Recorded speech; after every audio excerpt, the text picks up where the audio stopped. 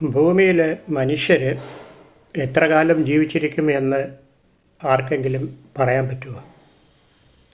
ജ്യോത്സ്യന്മാർ ചിലപ്പോൾ പറയുമായിരിക്കും. പക്ഷേ ശാസ്ത്രം അത് എങ്ങനെയാണ് കാണുന്നത്?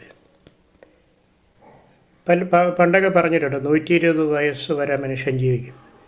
അപ്പോൾ 60 വയസ്സായ ആളുകൾ പകുതി കാലമേ ആയുള്ളൂ, ഇനിയും ബാക്കി ജീവിതം കിടക്കുക പകുതി. 120 വർഷം പ്രായമായ എത്ര പേരെ നമ്മൾ കണ്ടിട്ടുണ്ട്? നമുക്ക് ചുറ്റിനും നോക്കിയാൽ മിക്കവാറുമുള്ള ആളുകൾ ഒരു 70-80 വയസ്സിൻ്റെ ആ ഒരു കാലഘട്ടത്തിൽ മരിക്കുന്നതായിട്ടാണ് കാണുന്നത്. അപ്പോൾ എന്താ ഇതിൻ്റെ ഒരു രഹസ്യം? മനുഷ്യൻ എന്തായാലും ഇമ്മോർട്ടലൊന്നും ആവാൻ പോകുന്നില്ല. പക്ഷേ ലോകത്തിൽ ഏറ്റവും കൂടുതൽ ജീവിച്ചിരുന്ന ഒരാളെ നമ്മുടെ ഗിന്നസ് വേൾഡ് ബുക്ക് ഓഫ് റെക്കോർഡ്സിൽ കയറിയ ആൾ എന്നുള്ള നിലയ്ക്ക് 122 വർഷം ജീവിച്ചു. ഒരു ഫ്രഞ്ച് വുമൺ ആണ്, ജെന്നി കാൾമാൻ. അവർ 122 വർഷം. മറ്റൊരാൾ പറഞ്ഞത് 110 വർഷം വരെ കാത്തിരിക്കേണ്ടി വന്നു അവർ പോപ്പുലറാവാൻ, ലോകം മുഴുവൻ അറിയാൻ. അവർ വീണ്ടും ഏറ്റവും പ്രായം കൂടിയ ആളായിട്ട് മാറുന്നതിന് വളരെ കാലം കാത്തിരിക്കേണ്ടി വന്നു എന്ന് തമാശ രൂപേണ പറഞ്ഞു. ഏറ്റവും കൂടുതൽ ലൈഫ് എക്സ്പെക്റ്റൻസി ഉള്ളത് ഹോങ്കോങ്ങിലാണ് കണക്കുകൾ വെച്ചിട്ട്. 83.2 വർഷം എന്നാണ് ആണുങ്ങൾക്കും, 87.9 സ്ത്രീകൾക്കും. സ്വിറ്റ്സർലാൻഡ് അവിടെയും മോശമല്ല, 81.9. അതായത് 82 വയസ്സ് വരെ, അല്ലെങ്കിൽ സ്ത്രീകൾക്ക് 86 വയസ്സ് വരെയൊക്കെ ജീവിച്ചിരിക്കുന്നുണ്ട്. അമേരിക്കയിലും ഏതാണ്ടൊക്കെ 85 മുകളിലാണ്. നമ്മളിപ്പോൾ ഇന്ത്യയിൽ നോക്കിയാൽ 70.42, 70 കഴിഞ്ഞ് 71 ആകുമ്പോൾ ശരാശരി ആളുകൾ ആയുസ് തീരുന്നു. കേരളത്തിൽ അത് 72.5 ആണുങ്ങൾക്കും 77.8 സ്ത്രീകൾക്കും. ലോകം മുഴുവൻ നോക്കിയാൽ 71 വയസ്സാണ് ശരാശരി പറയുന്നത്. സ്ത്രീകൾ ഒരു 4 മുതൽ 8 വർഷം വരെ കൂടുതലായിട്ട് പുരുഷന്മാരെ അപേക്ഷിച്ച് ജീവിച്ചിരിക്കുന്നതായിട്ടാണ് ശരാശരി റെക്കോർഡുകൾ. ധാരാളം കണക്കുകളുണ്ട്. ഒരു മനുഷ്യർ 150 വർഷം വരെ ജീവിച്ചിരിക്കുമെന്ന് ചില ശാസ്ത്രജ്ഞന്മാർ പരീക്ഷണങ്ങൾ നടത്തി പറഞ്ഞിട്ടുണ്ട്. ഈസ്റ്റിലൊക്കെയാണ് പരീക്ഷണം നടത്തിയത്, മനുഷ്യരിലല്ല. നമ്മൾ ഈസ്റ്റ് അല്ലല്ലോ. പരീക്ഷണം മനുഷ്യരിൽ നടത്തി വന്നാലും ഇപ്പോൾ ഒരു ഉദാഹരണത്തിന് 150 വർഷം ഒരാൾ ജീവിക്കുമെന്ന് തെളിയിച്ചാൽ വേറൊരാൾക്ക് 150 വർഷവും 1 മണിക്കൂറും കൂടുതൽ ജീവിച്ചാലോ, അടുത്തയാൾ 150 വർഷവും 3 മണിക്കൂറും ജീവിച്ചാലോ. അപ്പോൾ കണക്കങ്ങനെ കൃത്യമായിട്ട് പ്രവചിക്കാൻ പറ്റില്ല. പിന്നെ ഇതെല്ലാം എന്താ പറയുക, കണക്കുകളാണ്.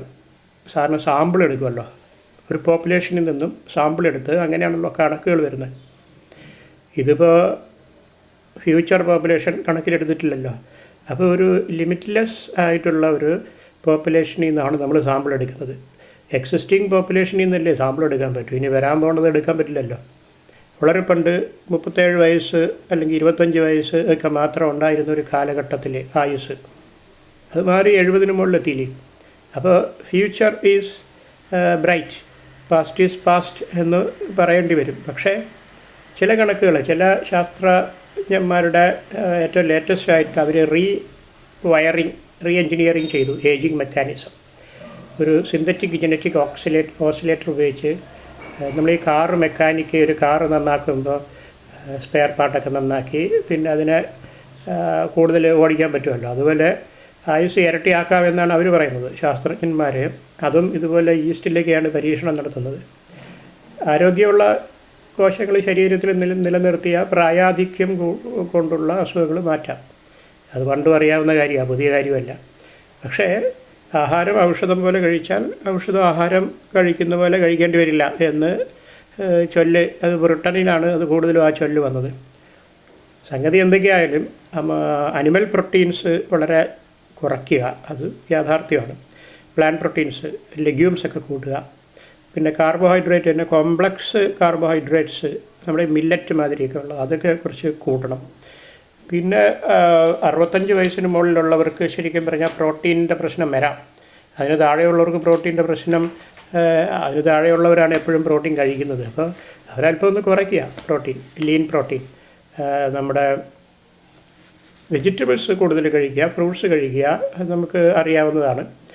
ലെഗ്യൂംസ് വളരെ പ്രധാനമാണ്. ലെഗ്യൂംസ് നമ്മൾ കൂടുതൽ കഴിക്കണം. അതിൽ മെത്തിയണൈൻ എന്ന് പറയുന്ന ഒരു പദാർത്ഥം, അത് ധാരാളം റിയാക്ഷനുകളിൽ ഉൾപ്പെട്ടതാണ്. അപ്പോൾ അത് ഇതെല്ലാം അതിനെ ബാധിക്കുന്നുണ്ട്. ലെഗ്യൂംസ് നല്ലതാണ്.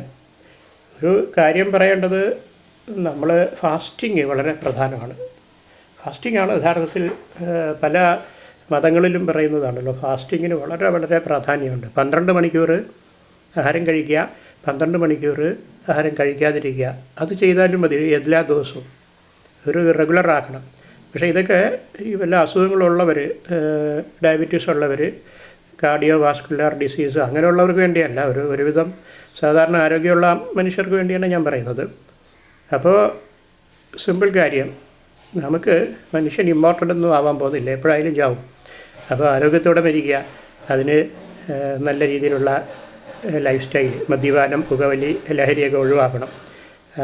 അതുപോലെ നല്ല അനിമൽ പ്രോട്ടീൻ, കുറച്ച് പ്ലാന്റ് പ്രോട്ടീൻ എടുക്കുക. പിന്നെ അനിമൽ പ്രോട്ടീൻ പൂർണ്ണമായി ഒഴിവാക്കണമെന്നും ഞാൻ പറയുന്നില്ല, പക്ഷേ കുറയ്ക്കാമല്ലോ.